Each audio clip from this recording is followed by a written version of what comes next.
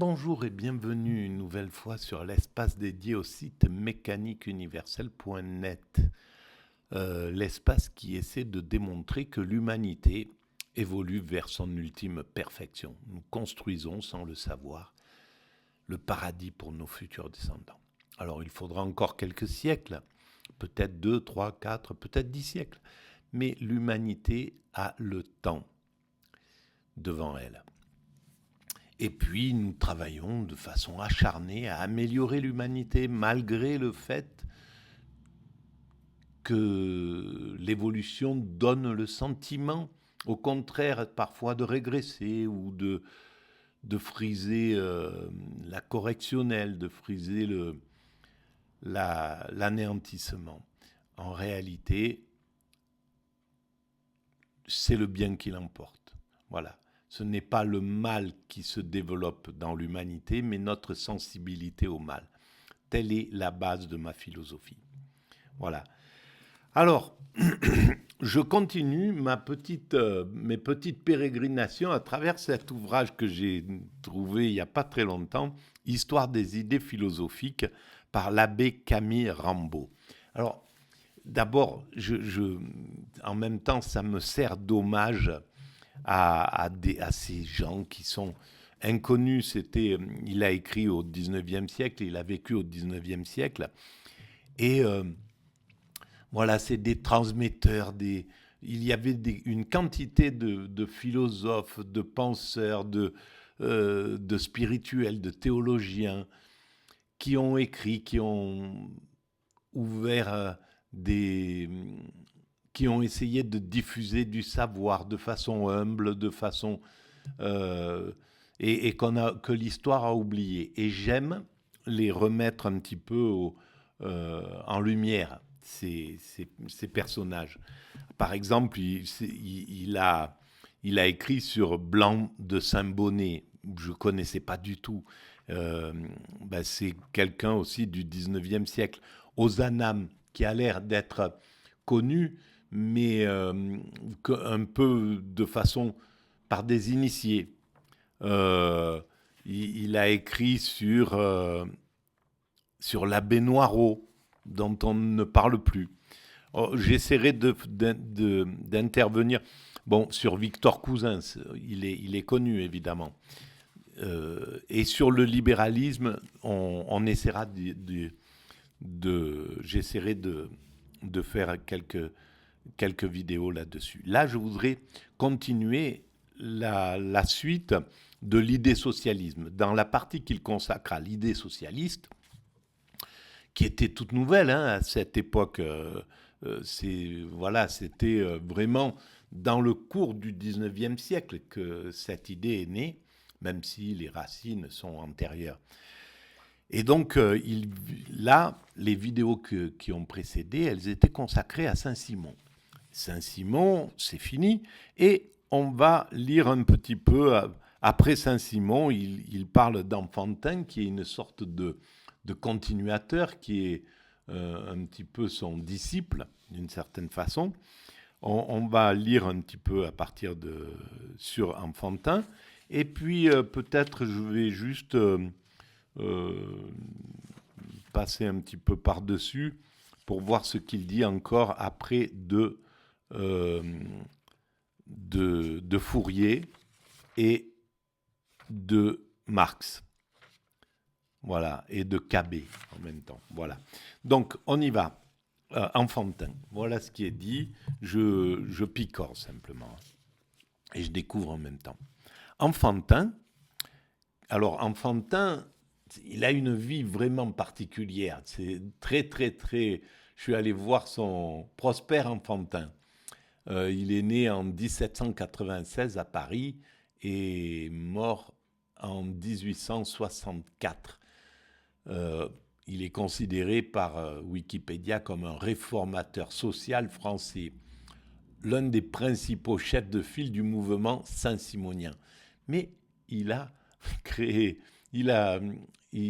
écrivain et entrepreneur, il est parmi les premiers à imaginer la construction du canal de Suez, c'est incroyable, et favoriser le développement du chemin de fer en France.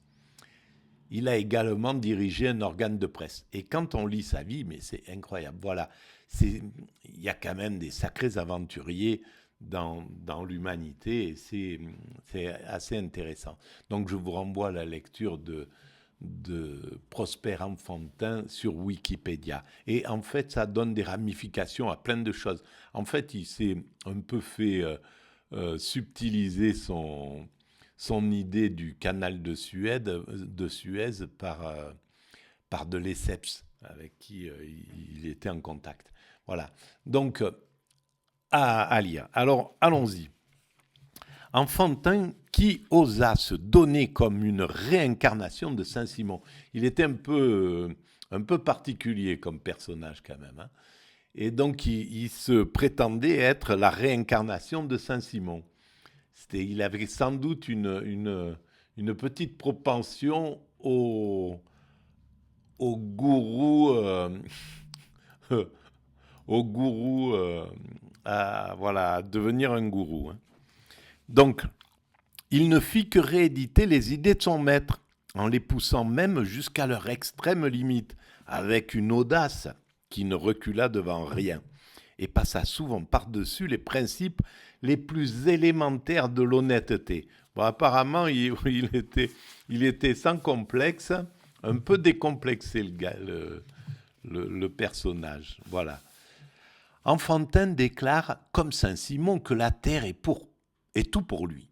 La terre, c'est tout pour lui. D'accord. Donc, et là, on parle bien c'est un prêtre hein, c'est donc l'abbé Camille Rambaud qui écrit. Donc, il est d'un côté bien précis de la barricade. Donc, que la terre est tout pour lui. Il n'y a pas de ciel, en somme. Qu'il borne ses désirs aux jouissances qu'on peut y trouver, et il va jusqu'à s'écrier, comme dans une espèce de délire, « Montrons au monde que notre front glorieux ne cherche point une couronne d'épines, et que si le Christ n'a fait que passer au Tabor, je ne sais pas ce que c'est, pour arriver au calvaire et y mourir, nous, plus heureux, nous saurons éviter le calvaire et nous établir au contraire pour jamais sur le sommet élevé du bonheur. » Voilà, donc c'était le début de la réflexion sur le bonheur pour tous. Ça partait d'un principe génial et ce qui a donné le socialisme, le communisme, les révoltes pour l'amélioration de la condition des ouvriers, des prolétaires, etc., des pauvres. Et il a fait tout un tas d'actions, lui, Saint-Simon, Fourier, pour justement les pauvres. C'est énorme le travail qui est considérable qui a été réalisé au XIXe siècle à ce sujet-là. Les progrès sociaux ont été considérables grâce à ces utopistes qui ont créé les phalanstères, qui ont créé tout un tas de choses. Donc c'est vraiment un siècle important. Et là, on voit à quel point les moments de l'humanité sont bien particuliers. Même si elle monte l'humanité vers sa perfection, elle fait souvent comme ça pour monter. Voilà.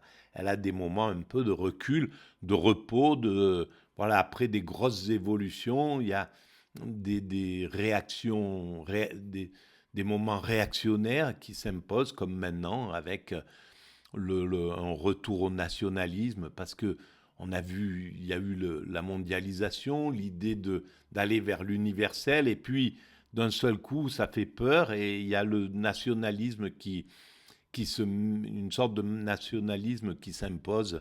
Voilà, on est dans ce mouvement cyclique. Mais celui qui a raison, c'est la téléologie, ceux qui pensent que l'humanité, à mon sens, va vers sa perfection. Et cette perfection, c'est le bonheur, évidemment, comme il le dit. Et le bonheur suprême, c'est même au-delà, selon moi, c'est l'accession à l'extase, à l'éveil, au nirvana, donc à un état de fusion avec le principe qui est à l'origine de la création. Je continue. Donc, il écrit « Et s'adressant à ses fidèles, Enfantin rejetait donc bien loin de lui la couronne du martyr. et s'adressant à ses fidèles avec une audace qui étonnerait si elle ne faisait pas sourire, il leur dicte sans hésiter les devoirs sacrés qu'ils auront à remplir envers sa personne et envers la compagne privilégiée qu'il daignera associer à son pouvoir souverain. C'est un véritable gourou, quoi, pour dire dans ce sens. Vous entourerez d'hommages et d'affection, dit-il, quelque part, ceux qui vous entraînent à votre bonheur, parce qu'ils y songeaient avant vous. Donc il y a quand même un sacré narcissisme là. Hein. Donnez-leur des noms qui n'appartiennent qu'à eux, que les arts embellissent leur demeure et l'entourent de tout ce que la poésie peut imaginer de plus brillant. En fait, voilà, ceux qui tracent la route, qui sont là, vénérez-les, quoi, en somme. Placez-les si haut que tout le monde puisse contempler en eux le symbole des destinées sociales. Et ailleurs, il écrit « Si les hommes rectifiaient leurs idées sur les joies du paradis, alors nous en aurions fini avec cet autre monde.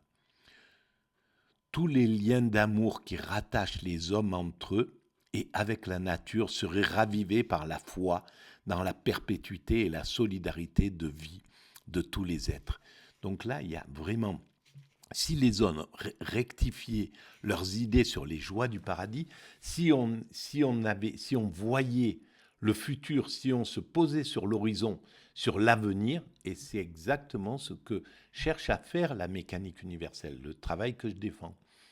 C'est-à-dire de commencer à penser, à voir la finalité de l'humanité. À partir du moment où l'humanité prendra en compte, ou acceptera, découvrira, en somme, c'est elle qui découvrira l'idée, sa finalité, en disant, bon, bah oui, effectivement, c'est les scientifiques qui pourront déterminer et mettre le sceau de la science. Oui, l'humanité évolue vers cet état, on va vers cet état de bonheur, cet état universel, on va vers l'universalité, etc. Alors, pour l'instant, on l'a fait de façon inconsciente, ben maintenant, on peut le faire de façon déterminée. Donc, c'est plus la peine de se battre, d'être en compétition violente, d'évoluer par l'antagonisme, par la guerre, par la domination, la prédation. On va travailler ensemble pour cette œuvre commune, puisque c'est notre destinée. Voilà ce que l'idée de cette finalité peut engendrer. En fait, c'est l'accession à la paix universelle, en somme. Voilà. Donc, alors chacun se sentirait en Dieu et sentirait Dieu en lui, et tous communieraient ainsi dans la foi à la vie éternelle et universelle qui est Dieu. Et évidemment, c'est la même veine. Quand on atteint l'extase, dans l'état d'extase, on est au contact de ce que les religions appellent Dieu. On peut dire X, on peut l'appeler le vide, si on se réfère aux philosophies asiatiques. Mais peu importe, c'est qu'un terme, Dieu. Et en réalité, dans l'état d'extase, on est en fusion avec ce qui a mis en œuvre cet univers et qui constitue cet univers. Dieu, voilà, on incarne en réalité Dieu. Et c'est quelque chose qui a été brassé au XIXe siècle par tous ces penseurs-là. Et ils étaient en collégiature, ils étaient en collégial, ils étaient en... Donc les idées fusaient, c'était quelque chose qui bastonnait à ce niveau-là. Tous les penseurs étaient dans ces idées progressistes globalement. Évidemment, en face, ils avaient les réactionnaires, d'où évidemment la religion, etc. Donc il continue. Je sens en moi Saint-Simon se réjouir de ce que je vous dis ici. Et je ne demande pas d'autre vie quand j'aurai, à mon tour, donné toutes celles que j'ai reçues. Non, on ne se donne pas la vie, on la reçoit. Et on ne la perd pas, on la donne. Voilà ce qu'on appelle vivre et mourir. Et Donc il revient à des idées platoniciennes, à Platon évidemment, et rien ne prouve qu'ils ont tort, rien du tout.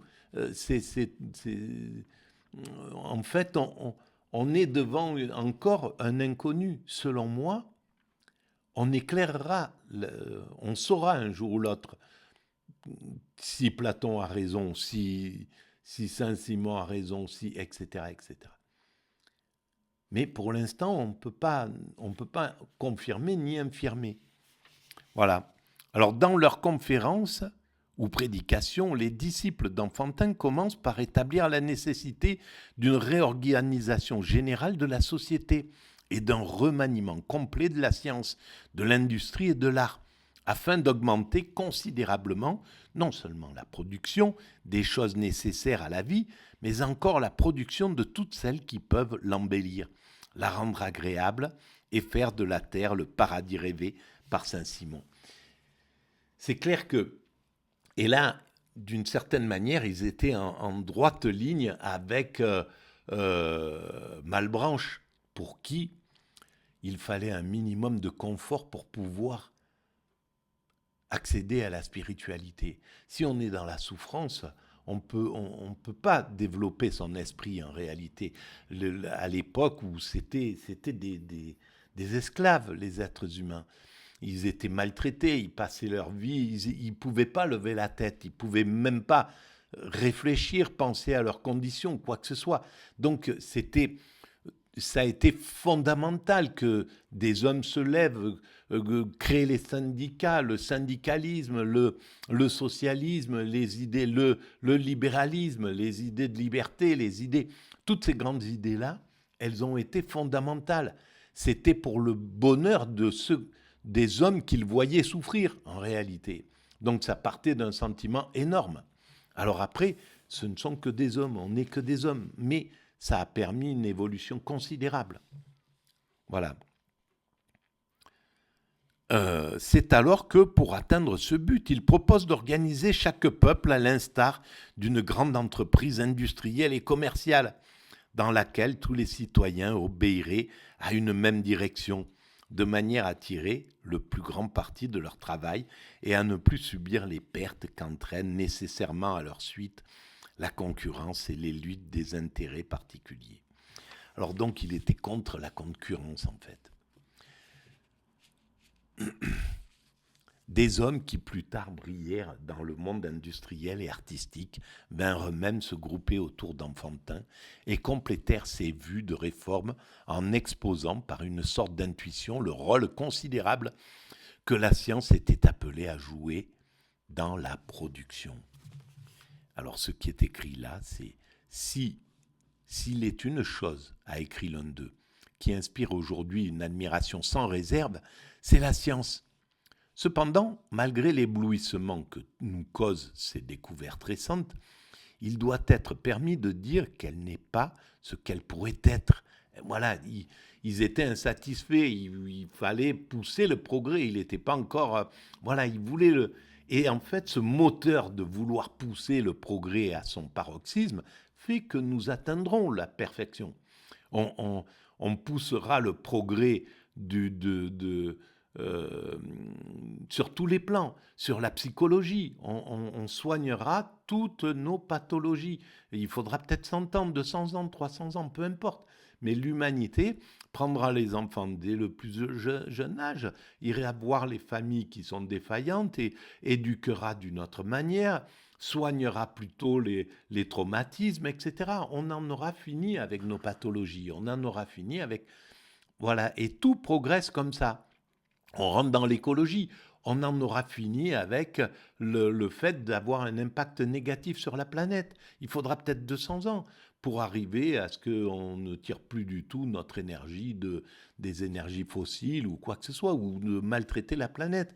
Mais on arrivera à ça parce que c'est notre destinée. On a l'âme, la force qui tire vers ça est plus forte que la force qui résiste et qui voudrait ramener vers des origines plus archaïques.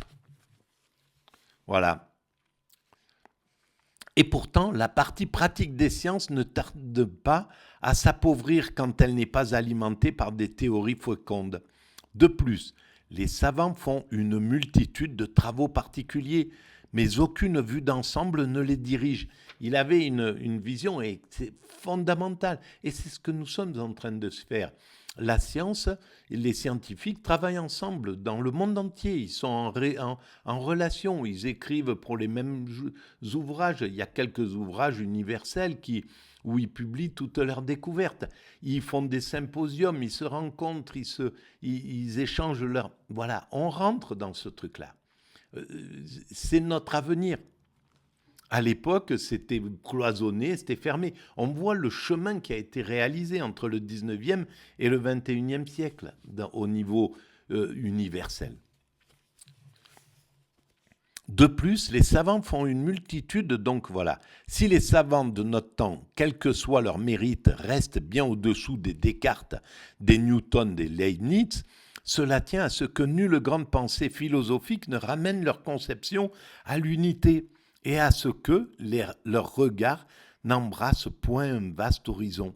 Il en serait autrement si le pouvoir social rémunérait dignement le perfectionnement des théories scientifiques, au lieu de l'abandonner à l'initiative individuelle. Donc voilà, il y a tout le ferment de ce qui va se passer plus tard. Donc ils ont eu une influence majeure en réalité, les Saint-Simoniens, les socialistes, ils ont eu une influence majeure, et les libéraux bien entendu. Et là, on ne peut que remercier en fait ce travail qui a été réalisé. Et évidemment qu'à l'époque des Descartes, Newton, Leibniz, ils étaient malgré tout en relation. Ils savaient la publication de chacun, les Spinoza, etc. Ils étaient au courant de... il y avait quelque chose qui circulait à bloc, mine de rien. Donc, voilà, l'émulation était là, le partage des connaissances, et il n'a cessé d'avancer. Il en est de même pour l'industrie, poursuivit-il. Elle devrait être une simple déduction de la science. Or, qu'a-t-on fait pour qu'il en soit ainsi ? C'est-à-dire pour mettre sur toute la ligne les pratiques industrielles à la hauteur des théories scientifiques et pour éliminer complètement les procédés routiniers de la production matérielle ? Absolument rien. Donc, il y a une vision, et c'est ce qui va donner les phalanstères, c'est ce qui va donner toute cette réflexion avec un patronat social. Il y a eu un patronat social, il y avait un patronat abusant, il y avait un patronat social. Les rapports de la production et de la consommation ne laissent pas moins à désirer. Laisser faire, laisser passer, tel est l'unique principe des économistes. De là la concurrence avec les crises commerciales qu'elle entraîne et dont l'organisation du travail est le seul remède. Voilà, l'organisation du travail est en fait le système, les dominants du marché, les oligarques, en fait, ils ont intérêt à faire... À mettre le monde dans une compétition féroce. C'est ce qui s'est passé avec la mondialisation. Ils pouvaient faire une mondialisation respectueuse qui amenait dans les pays qui n'avaient pas les acquis sociaux que nous avions, leur amener nos acquis sociaux, faire quelque chose, un vrai partage au lieu que ça soit un pillage. En fait, le patronat occidental, quand il a délocalisé, c'était pour retrouver les conditions du 19e siècle. Quand il allait en Inde, etc., au Bangladesh, ou dans les pays comme ça, il allait retrouver les mêmes conditions que de leurs pères du 19e siècle, des patrons du 19e siècle qui mettaient en esclavage. Donc il n'y a pas eu, ça n'a pas été le bien qui l'a emporté en réalité. Même si ça a marché, en fait, ça a développé, mais à une allure vraiment au ras des pâquerettes. Ça n'a pas été une mondialisation radieuse comme elle aurait pu être. Il y avait la possibilité de ça. Voilà, c'est en réalité ce qui s'est réalisé, c'était ce qui devait se réaliser, pas plus. Mais on peut critiquer, On peut faire une critique de ça. Et après, dire, bon, ben voilà, malgré tout, ça s'est réalisé comme ça devait se réaliser. C'est que ce n'était pas le temps pour une mondialisation sociale, correcte, bienveillante, fraternelle, symbiotique. Ça va venir, la symbiose viendra. C'est clair, on voit, il faudra encore des étapes, mais on est sur ce truc-là. Voilà les amis, on va arrêter là et pour cette vidéo et on continue s'il le faut. Bom bom, de qui il parle là? Et je pense qu'après, il y a Fourier. Voilà, enfin, il y a un peu sa vie. Je vous conseille d'aller lire un petit peu la vie de cet enfantin-là. C'est quelque chose. Voilà, allez, à très bientôt. N'oubliez pas de mettre des avis, vous abonner, c'est gratuit. Envoyer le lien à vos amis, établir des liens avec votre espace YouTube, écrire des commentaires et aller visiter le site Mécanique Universelle. Tout ça, ça augmente un peu la visibilité de ce site. À très bientôt. Merci.